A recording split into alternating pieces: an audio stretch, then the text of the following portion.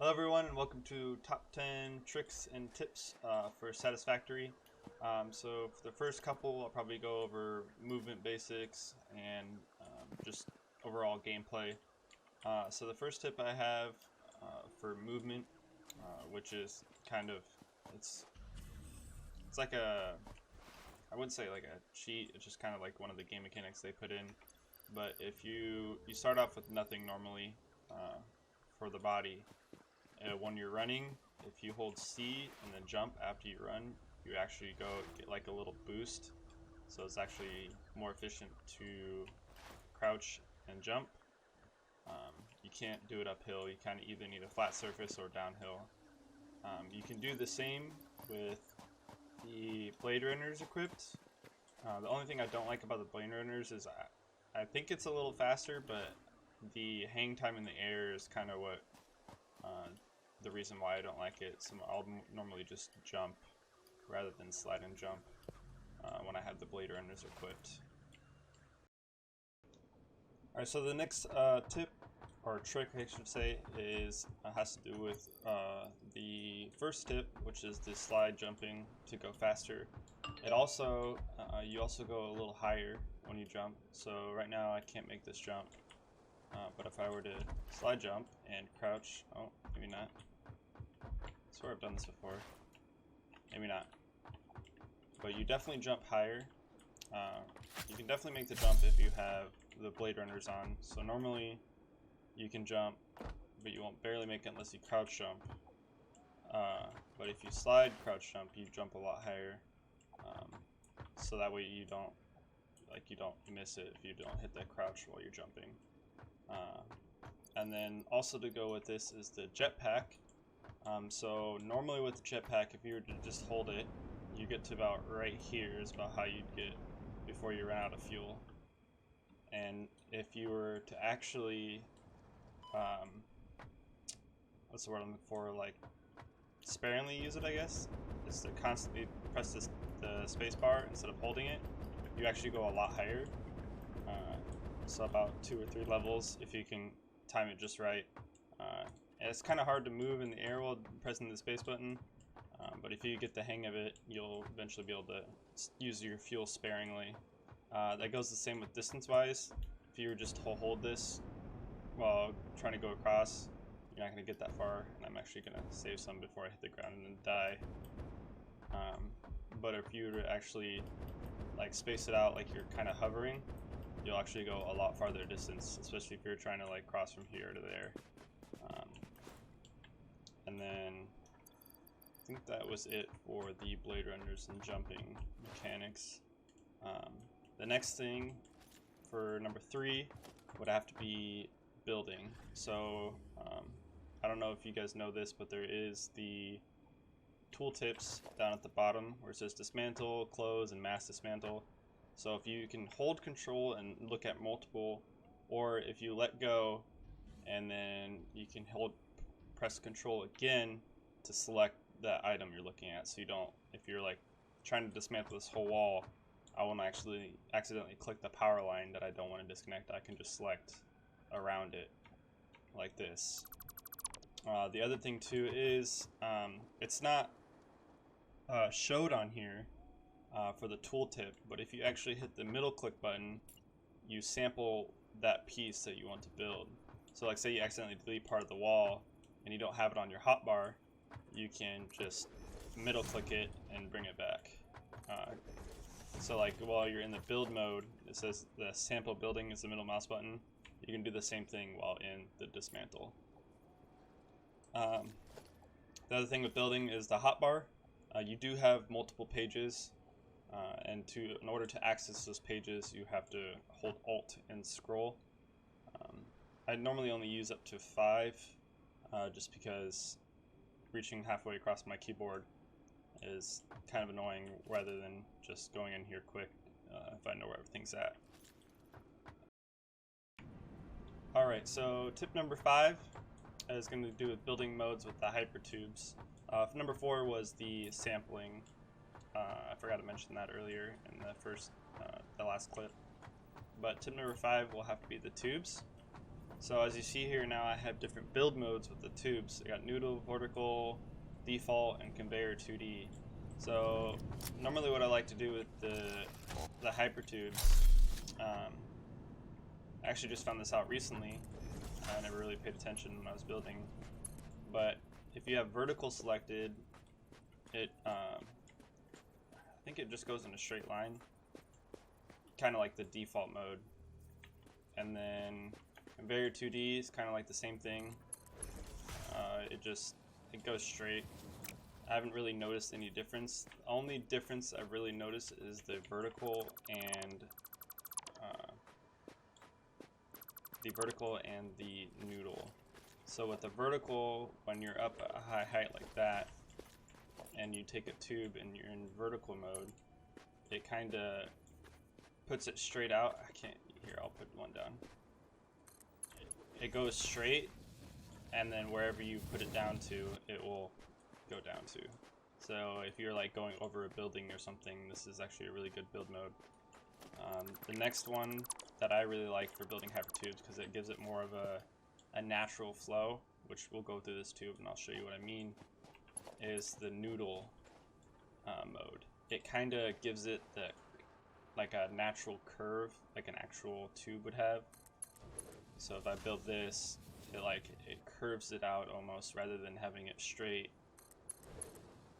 and the curves are more rounded. Whereas if I were to just put a normal one with a normal build with the default, when I turn it, it only kind of turns the front half, but then if I were to go this way, it still gives it a curve, but it just doesn't give it the curve that the noodle does. I don't know, it's kind of like, see how it like curves right here from the next one, whereas this one, it just kind of takes the shortest path. It doesn't give it that wider curve, and you can really see that going through this tube right here. You can see how here it like curves here and then curves this way, and so on and so forth, and it gives it that more natural flow, whereas there's some other parts of my base that just kind of like, you go one way and then you're instantly jetted the other way. And that's all for tip number 5. Something I forgot to mention is this actually also works with the pipelines as well. So if I have a pipeline here and I wanted to go to this wall, so normally when you build, it just kind of gives the path of least resistance, or the shortest path. Whereas if you put it into noodle, oh, I guess it doesn't have noodle. Vertical. So this does the same thing as the conveyor belts with the vertical, where if you go over a building, I think you guys get the idea here. Yeah.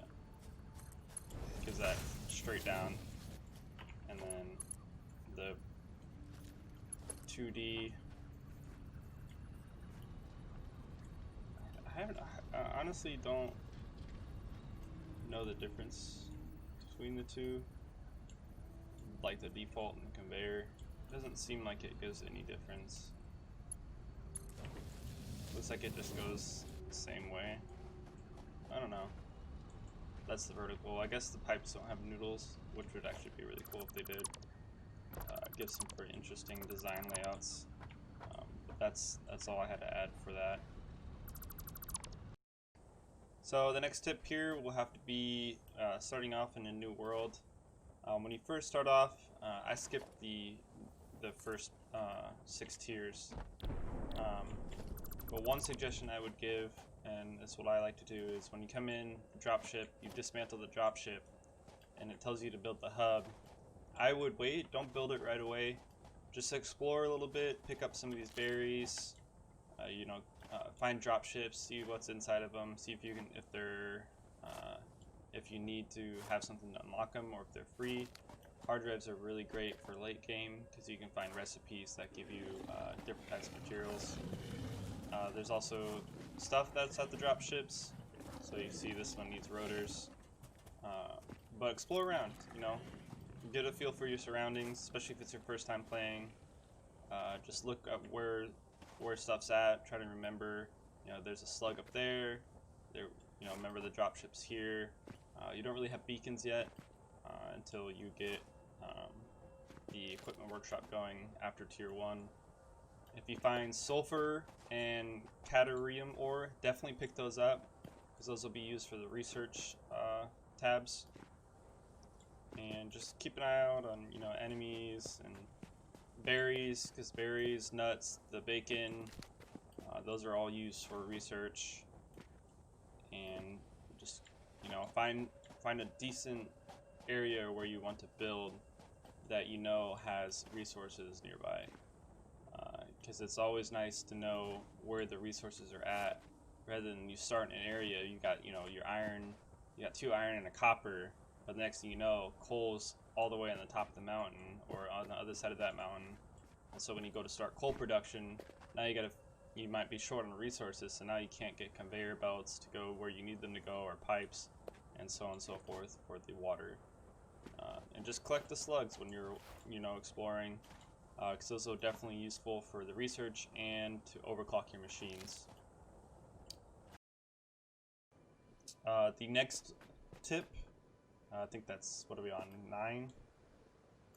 Would have to be, it's kind of a bug, at least I think it's a bug. I definitely don't think it's an intended game mechanic. But if you're running, you open your inventory or your crafting thing, and then you let go of the run button, close the inventory, you're still running.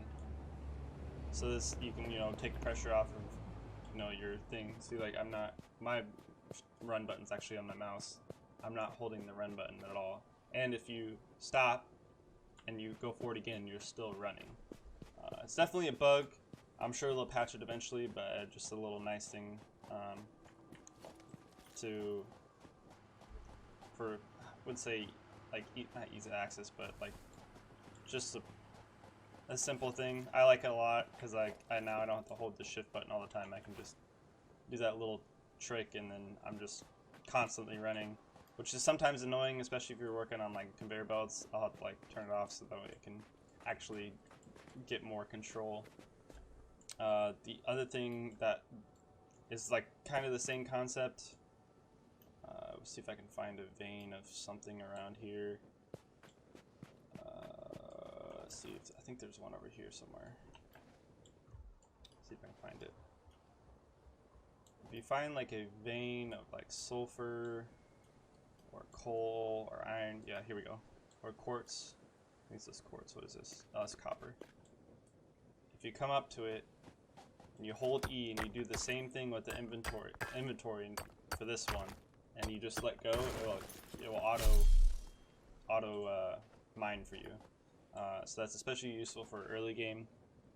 So that way, if you're mining a vein, you can do it with a vein as well. It doesn't have to be just one of those little things. It can be like one of the things in the ground. You just hold E, open your inventory, let go, and then it'll automatically mine for you. So if you need to mine like 100 or something and you don't want to sit here and hold E, you can just sit there and then open your phone or something. Thanks everybody for watching. If you enjoyed that video, please let me know. It doesn't have to be a like, it could just be a comment, whatever works.